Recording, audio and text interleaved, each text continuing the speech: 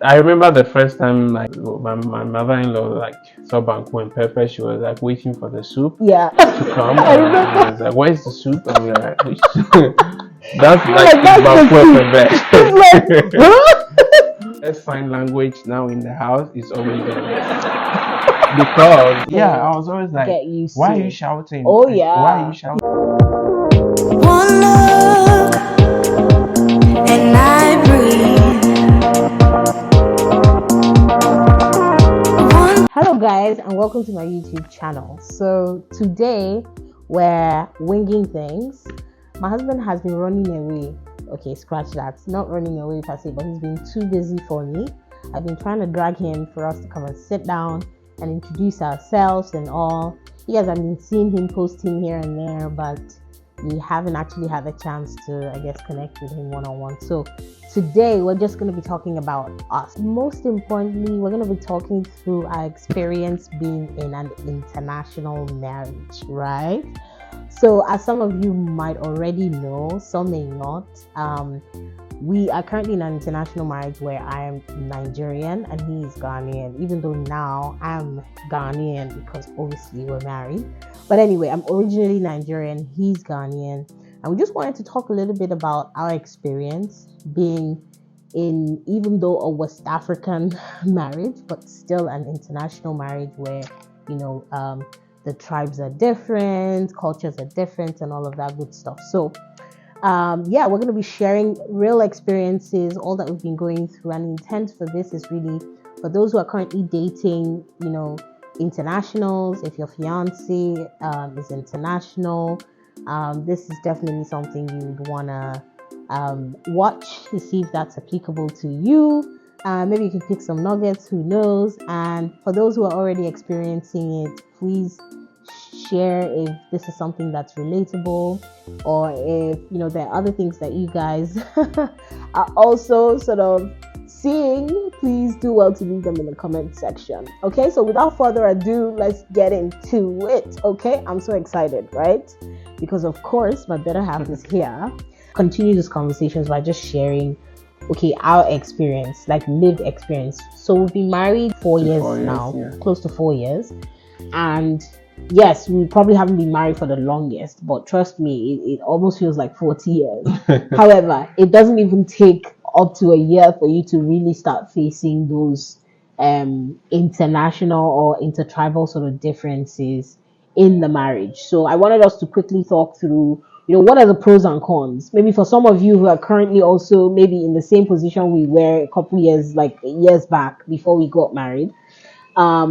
This maybe you might learn from this. And I don't, you know, also some of you who were in the thought process that I was back then by saying, hey, this will not work. Oh, hey, Nigeria, Ghana, never.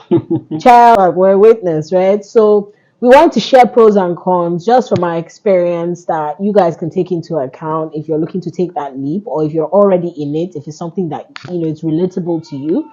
Please, you know, let us know in the comment section. If there are other things that we probably haven't mentioned that you guys are going through in your intertribal marriages, please do well to share as well. For me, to kick that conversation off in terms of what are the pros with international marriages and what are the cons with international marriages. So we'll start with the pros. It's always good to start with the good, right? Pros is definitely the diversity to it, right? Yeah. The diverse cultures. Like now I know how to cook two kinds of meals, delicacies. I know how to cook the light soup. I know how to make agusi stew. I know how to make like anchovy stew. Yeah, the Ghanaian kind of food. Yes, contomere, like Yeah. you name it. Even the ewe delicacy, I know how to make a plan. I All know how to those make banku and all banku that. and all that Yeah. good stuff. And I also know how to make the Nigerian delicacy, and vice versa. Now he even knows how to do semo and all that stuff.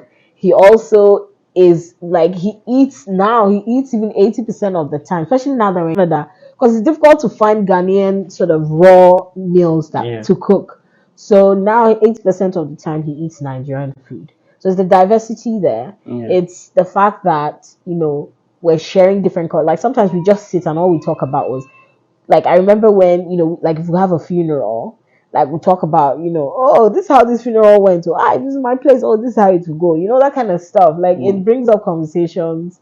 We get to learn. Yeah.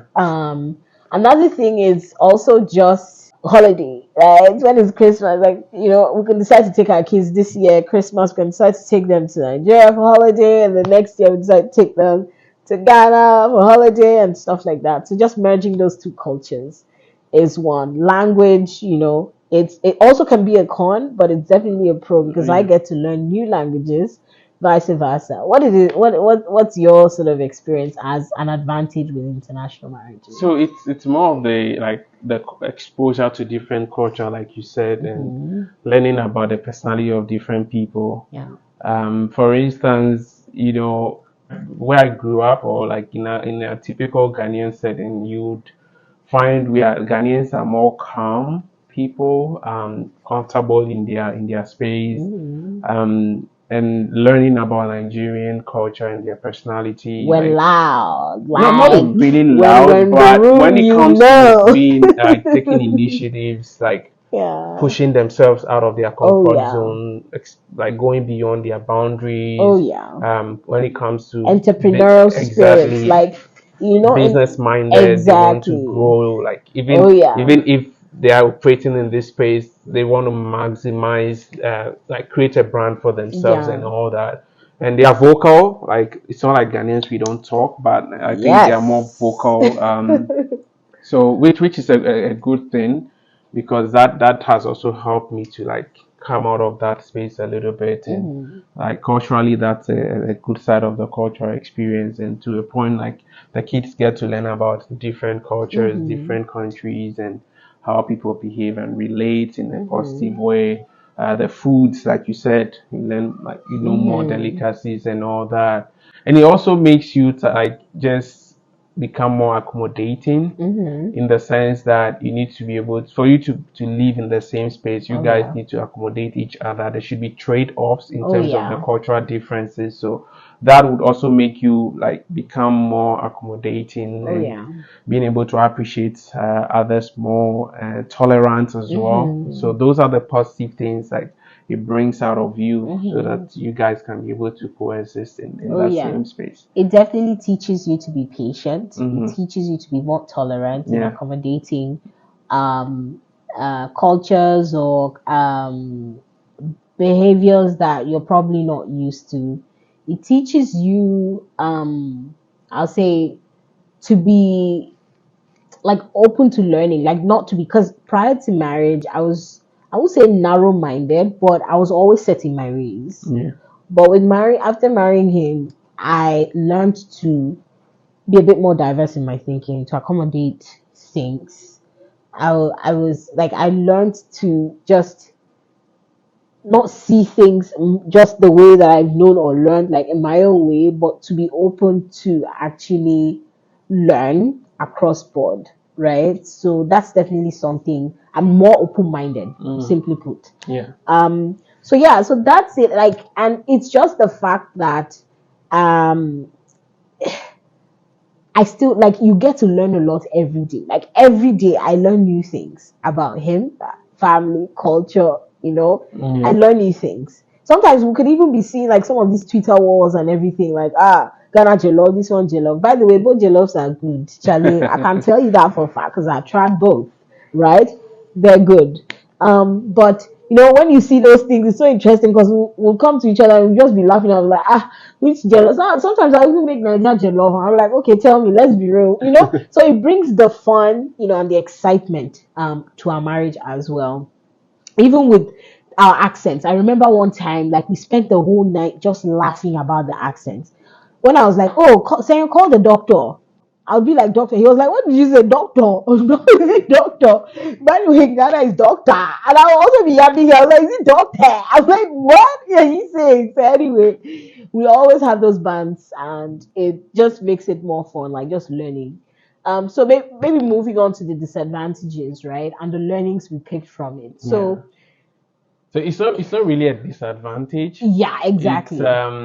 It's something that a learning curve. It's a learning curve. That's the right word. And for me, it's like you try to see the positive in those things. Oh yeah. For instance, again talking about the cultural differences, right? I remember there's been a lot of times where we are having conversations, and now like my how do my best sign language now in the house is always doing this because we are sitting next to each other having a conversation. It feels like I'm 300 meters away and we are having that conversation. So I think that for me is like, okay, culturally, when we are having a conversation, even the walls around here shouldn't even like get to listen to what we're having. But I think that's a natural thing where they are like, hey, like talking We're like the loudest in the loud, room, and I'm like, guys. no, like Oh yeah. always toning it down. So for me, it's not a big deal, Yeah. but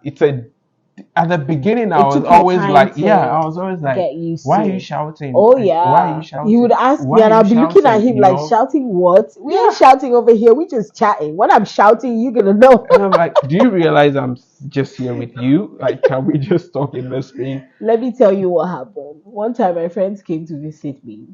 My husband, we were all chilling and everything, and then he went up to take a quick call, and we're playing our game and everything. Next thing, now typical, don't try that, don't do that, gra stuff. Next thing he's messaging me, I was like, are you okay? Are you guys okay? I'm like, yeah, we're just playing a game. There was an earthquake in our house because everyone was go. I'm like, what? And not just us playing a game.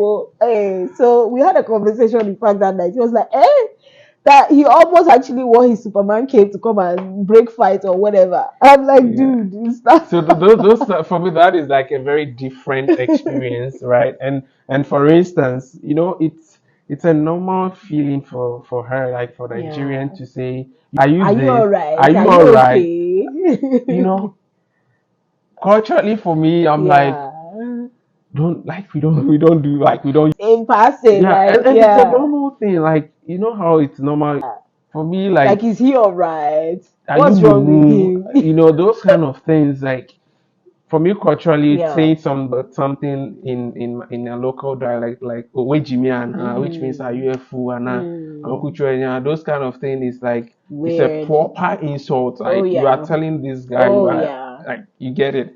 So they throw it around all the time, like it's a normal, I can have a conversation with my friend. I'm like, is he okay? What's wrong with him? Is he all right? Which is a norm, but for us it's a huge. That's where you see like a cultural difference where for us it's not okay. Doing that is like it's proper insulting someone. And fun fact, my husband would actually earlier on in marriage, he would come and be like, oh, why are you using those bad words? Like it's not good to use those bad. I'll be sitting somewhere, I'll be wondering, what bad word did I now use now? Be like, you can't be saying something like, are you okay to the person? Like, are you mad or something like that? You can't be saying that.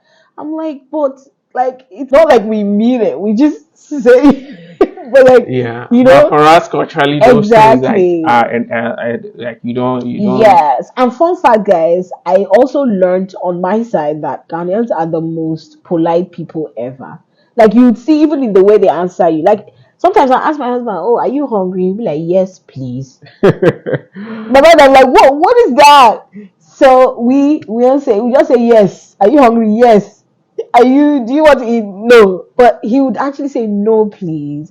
Do you want yam? No, please. Do you want rice? Yes, please. My mind, I was like, is this guy forming or why is he doing too much? It's normal. But it's normal. And then when I was living in Accra after marriage, I now got to understand. Yes. Which is like, please, yes, please. Even in my local dialect, like which is like yes, please. So that is how like we train up. And it took me to leave because I was thinking, oh, he was just overdoing because we just we just started when like the honeymoon phase. So I was thinking, he's just being too polite. So at the point I was like, you don't need to like just say yes or no. Anyway, it was when I moved to Accra because we lived in Accra before we migrated here. And then when I go to the market, I would even ask, how much is this? Oh, how are you? Say, oh, are you fine? Yes, please, I'm fine. They will even say the yes, please before they say I'm fine. Yes, please, I'm fine. My dear, I'll tell you now that yes, please is actually something that I've taken up and I even use at work because I don't know anything more polite than that because it was just good, and I've adopted that. My kids even also like we're getting them to say those things like you say yes please, say fine thank you. Be very intentional about using polite words, and I really appreciated that learning from him as well. Yeah. Another one for me was language. In fact, I Exactly. know we had conflict about this in our first year of marriage. It was so bad. Like, it was so bad that our family members would have to step in. So here's the thing, because from my home, my background was, like there has to be transparency, there has to be openness. So even though my mom knows how to speak Yoruba, even though she's Igbo, my dad is also Igbo. My mom wouldn't speak Yoruba when my dad is around, or maybe if she's on a call with someone, she'd be like, "Oh, my husband is here, let's switch it up and stuff." Just that respect, just so it does, the other person doesn't feel comfortable that you're having a conversation about them, uncomfortable that you're having a conversation about them. But on the other hand, by the way, my husband speaks 5 languages. He speaks Krobo, he speaks Ga, he speaks Ga Adami, he speaks Twi, he speaks Ewe. So do you understand me when I say there is a language? I felt displaced. Me, it's only English. In fact, I speak only one and a half language. My Igbo is even half. It's like maybe like 50%. I can hear, but I can't speak much. I can try definitely, but it wasn't like very good. Now to come to be married to someone who speaks 5. So even when we're living in Accra, anybody who speaks, for instance, God to him, my husband will fire back, start rapping, pa pa pa pa pa pa, speak tree, pa pa pa pa pa pa, everywhere, pa pa. When his family calls, everywhere, pa pa pa pa, eh? So we had conflicts. I was telling him, oh, where I'm from, like especially when I'm there, like, can you like switch it off, or at least they know you're married to a Nigerian, like that doesn't speak your language, so at least tell them let's for the sake of my husband wasn't comfortable with that because this is people that he's used to, and growing up, yeah, like Ghana is not a place where we speak English. That's what I come to learn again. We are not English. Like English is our national language, but we learned how to speak with local dialect. Like that's the easiest because you meet elderly people who can't speak English. You speak Twi. So even in this part of the world, like I go out there into the grocery store, I meet a Ghanaian, and the first thing they speak to is Twi, like to say, and you get the vibe like, oh, this is one of my own. And growing up, like for like all my life, it's been local dialects. You only speak English when you go to school. Yeah, like you don't speak English all the time. Like you are home and you are speaking English too. Like, come on. You are speaking to your dad, you're speaking English. Like, are you born in the foreign, like in the Western world? Speak your like. So that's the thing where like you are used to speaking across even going out to the restaurants to eat. Even she had that experience where she meets people and the first thing they speak to her is like Twi or like local language, and she's like, do you even know if I'm a Ghanaian and all that? So that was a very sticky point at the very beginning where he created. I can say like almost everyone in Nigeria speaks pidgin, like English. Yeah. But in Ghana we don't do that. Yeah. It's just those who have been to secondary school of the recent generation that speak a lot of the English. So that started breeding conflicts. We had conversations about that, but I still found out that he kind of got to the point where he understood where I was coming from. But because his family, this is something he has been doing for like 30-something years of his life, and I was thinking he would change overnight. No. So, and obviously when the family would call, they would already start rapping, the everywhere and all that stuff. So for me, it was a bit new. So I got so uncomfortable at some point. But I think that got me to the point where I was like, I challenged myself. I was like, I'm going to learn this language.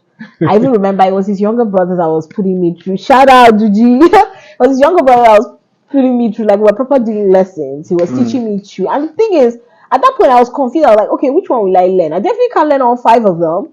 So I was like, okay, Twi is like the common, because we're living in Accra, so it's like the common language that, a typical Ghanaian would speak. Household. Exactly, and it's the easiest to learn. So I was like, okay, let's start with that. But then again, when I'm around family, they're also speaking Ewe to me, and they always, question him, like, oh, why are you not teaching her Ewe and all that stuff? And so I thought to add, Ewe to the curriculum as well. So I was learning both Twi and Ewe. But even as I was learning it, I needed someone to continue to speak it to me so that I can, continue practice and everything. But I still, even till today, guys, I'm not gonna lie to you, I'm still somewhat uncomfortable with that. So, but we've kind of figured out how to manage it. Maybe sometimes when he's having those calls, he'll mix it up with English. So he'll say, "Oh, he's here." And sometimes after the calls, he does well to at least kind of fill me in what the conversation is about and But the plus side of this is like speaking the language is meant to rather help you. Exactly. Because I remember like when we're in Ghana where I was like family was always around. She was like picking up the language very well because we're speaking like all the time. So sometimes we don't even have to translate. Like even by the conversation we're having, she can quickly say, "Oh, this was what you guys were talking about," which was very helpful. But moving out of Ghana to this part and family being away, like it's not been very like helpful keeping up with the momentum on the land. I for one, I can't even speak one Igbo, so like which is not the greatest, but and again, this is the downside of it, because sometimes you are out there in public, we want to like gossip or like discuss something that we don't want people to like, know about, point. And we have to still speak the same English so that like everyone can they can hear you exactly. So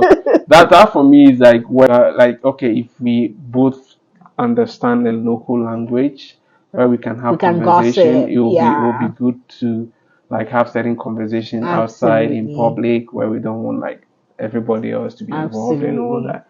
So that's the big part of the language piece, which is like on the downside. And again, like beyond that, with international marriage as well, like she moving out of Nigeria into Ghana, the whole immigration process was like too cumbersome and very stressful. Though you don't need a visa, but staying beyond 90 days in Ghana, we always have to go do the extension. We go and it's a whole lot of process. We wouldn't want to bore you, but that was also a very painful part of like the international marriage, where like immigration requirements and moving over, and she had to leave her job. Like I had to just up and like my life changed, and it was tough. Moving away from my family was tough. It was tough. Like it was so bad. Like even like when I got a job, we also had to like they had to like file the work permits for me and everything. And that's like kind of what made the process easier, but it was just tedious, and I wasn't ready to start dealing with the whole immigration. The administrative process was very stressful. Like for those like few like those few years we're in Ghana was not the prettiest, because you're always having to be thinking, okay, we need to go to immigration to go do this, to go do that. She needed to quit her job to come start all over again. So again, like due to the internet, if we were in Ghana, she would have kept her job and all that, but she needed to leave her job, move into Ghana, start like getting on a new job and all that, and a new environment. She's been to Ghana severally, but you're in a new environment, you need to learn the terrain. Throughout her stay in Ghana, I was never comfortable with her driving, and it's down to like, oh, she's in a new terrain and people are driving. The driving is very different, because my driving experience in Nigeria was also like on another level. Like, man, I'm gonna put that on another conversation. And Nigerian driving was like very different. So Nigerian driving turned my husband to having a real road rage. Like, oh man. And that experience for me was where I was like, okay, would I be okay for her being outside there and all that? And so it was part of like some of the downsides of the whole process. And again, the culture side as well. There are some other like cultural experiences that are a bit different, like naming ceremony, Thanksgiving, funeral. But it's also a learning, like having to understand how people do it very differently in other parts of the world. We are all from West Africa, but there's still dynamics. There's some dynamics to all those things, because sometimes I'm like, for instance, then this is a typical example, like from my Ghanaian culture, like when you go to meet your elders and like in the village, or two of us go meet elderly people in the family, the expectation is I need to kick off the conversation and talk, and then she could come in and all that. But for her, it's like, I remember when we went for one of those visits, and I was telling her like when we get there, let me start the conversation because they claim you are the man, you need to like. But if you are a woman, you come and you start talking to people, they'll think, oh, this one has respect to. So you know that just those primitive mind for like older folks who like are still in those space, you know. So just those little dynamics culturally also makes that slight difference. Yeah. Like fun fact is actually this happened. So I think during our wedding, like we received a lot of gifts, family played a pivotal role in, whether the whole wedding process and everything. So husband now, so we thanked them, like we thanked them and all that. Some even, went to their houses and stuff. But there were certain like so there were certain instances where my husband would be like, "Oh, let's call them again and thank them." I'm like, how many times are we going to thank them?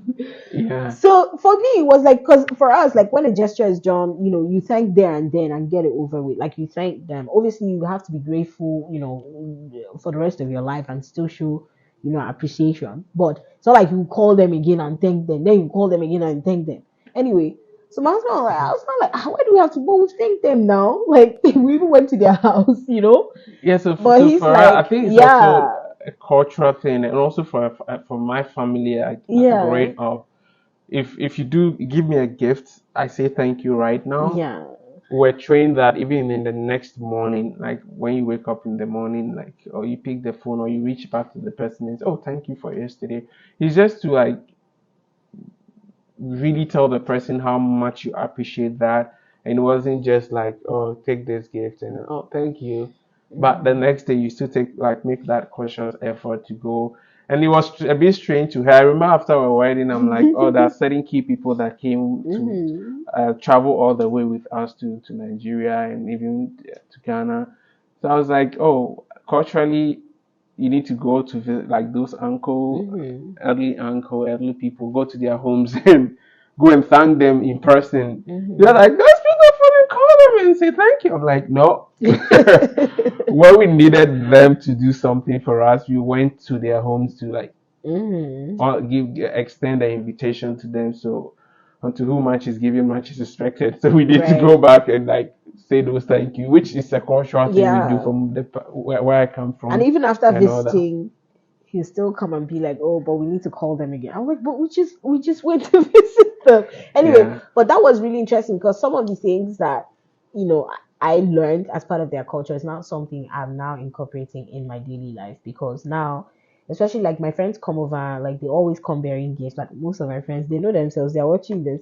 Whenever they come to my house, they're bearing gifts. Like I say thank you to them there and then, and even when they're leaving, but I still like message them the next day or call them the next day, like say, oh, thank you, I really appreciate it and stuff like Yeah. that. So it's definitely something that I'm, still learning from. So I learn, as much as I can, and then I incorporate it. Of course, the ones that are valuable, I incorporate it into my own lifestyle as well. So just like merging those different sort of lifestyles is something you'd have to be an expert in over time because yes, there's difference here and there's difference here. Okay, another one is one time we were having a Thanksgiving, like a family Thanksgiving. And I was like, typical back in Nigeria, Thanksgiving is even where you look for the nice best dress, you coordinate with your husband, that kind of thing. Me, I'd already pulled out the dresses out. I even had three options. I pulled out the dresses I was going to wear for the Thanksgiving. Thanksgiving Day, my husband was like, oh, Thanksgiving is white too. You have to wear white. I'm like, hey? And I didn't have nothing white. Guess what? So I have white dresses, like corporate dresses and stuff, but not like plain white. And for us, especially like the Igbo culture, like white is like usually worn like full white too, not even just a full white, head to toe. Is what you wear when you're mourning, right? When you're, you're mourning. So I was like, wait, why are we wearing white for Thanksgiving? And of course, white wedding. I was like, wearing white for Thanksgiving? It's like everybody has to wear white. My dear, that's that day. We had to go we're moving from shop to shop to look for white clothes to wear. Right? So that's another one I learned. And then the funeral sort of colors are mainly black, red, Red or and white, sometimes sometimes white if white when it's it's a celebration or white. exactly. So that I also had to learn the hard way because again that also happened when we had the funeral to attend. And I was thinking, let me just wear this nice clothes that I had. Charlie he told me, please, go and look for another black or red clothes to wear. Right, but back in our place, it's either we sew ashwebi for the burial, or yeah, like Ankara, like uniform stuff, for the burial, or we wear, you wear whatever the heck you want to wear. So those little things like that, I had to be very conscious of. Um, what other thing? Yeah, like what I've also learned as well is like the going back home thing. Like I know some Ghanaians can be like at home and not really go to their actual villages. For me, especially as an Igbo girl, hey, there even growing up, there is no Christmas or no holiday that we did not go to our village, and not just our paternal village, our maternal village. It was a thing for us, like a thing. In fact, any Christmas that we didn't go, we question like, is everything okay? So it took a lot of learning as well to, because even now, like when it's Christmas, we can even travel somewhere else and not even go to our village. So it took a lot of learning, but we're also trying to incorporate my own sort of background into that, where we try to at least take a trip back to Ghana at least once in a year, right? So that the kids can actually really get in tune with their roots and everything. So that's also another thing. So again, you guys would have to sit, understand the differences, and figure out how to merge them. You have to do away with some, like he mentioned earlier, sacrifices, right? There has to be some level of sacrifice. You might have to do away with some, you might have to merge them, you might have to have a balance of both, accommodate, exactly. Like food, I'm going to tell you another story. When I was pregnant, Charlie, I had cravings. I know my cravings was like proper Niger food. Like today I'll crave starch and ugu, and what's it called, banga. Tomorrow I'll crave vegetable soup. Tomorrow I'll crave afang soup. And that wasn't readily available in Accra, like in Ghana. No. In fact, one thing I also had to learn the hard way was that most of the Ghanaian, especially soups, don't have veggies in it. I had to learn it the hard way. Because when I cook for my husband, when I cook egusi, I'll put ugu, I'll put spinach. When I cook okra, even okra, I'll put spinach. When I cook, nothing I didn't cook that didn't have like some form of vegetable. So my husband had to get used to eating that way. And so we're used to like, if we take banku with pepper, like like groundnut soup, peanut butter soup, and no veggies in it. But yet, I remember the first time like banku, my mother-in-law like saw banku and pepper. She was like waiting for the soup to come. I remember. She was like, "Where's the soup?" And we're like, "That's like banku and pepper." So that's like, it was a very strange one. Like to them, you're having pepper, but for us it's a norm. Like it's a delicacy, like banku and pepper and tilapia. Now I'm craving that thing like mad, and I can't find it here in Canada. Please hook me up, guys. Anywhere you can get banku and tilapia and pepper, hook us up. And for me, like all in all, it's a great like marrying someone from your own country. It's much more easier in terms of how you transition and learn. But again, internationally, you get that exposure, you get that learning, and it just helps you to become more complete. Because I remember like there were times we go to restaurants in Ghana, they bring their food and their food is cold, and the typical me as a Ghanaian, I'm like, it's nothing, and kind of attitude. It's nothing, like they'll say locally in our tree language, and but I'm like, she's like, oh, my food is cold, and I'm like, I'm up here taking it. She's like, no, I need them to go warm it up. And when they come, they are giving an attitude like, maybe they are doing a favor, and she will descend out on them, get to them. I want to speak to the supervisor. There's this. It was sometimes we were a little bit uncomfortable, like with those experiences. But again, like you need to get value for what you want, like what you're paying for, and people need to like literally just to say, go get what you have to. Like, don't be too okay, or just accept anything that comes your way. You need to fight.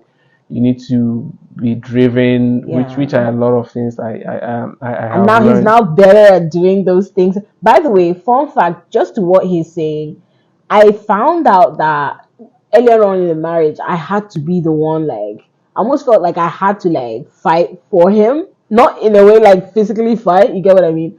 Like fight for him in terms of like what he's saying, like, fight for what we deserve, and like, like You go, you buy food, and like let's say you order banku, and then they'll bring maybe fufu and tell you there's no banku, but they didn't tell you when you were placing the order. You know, that kind of stuff.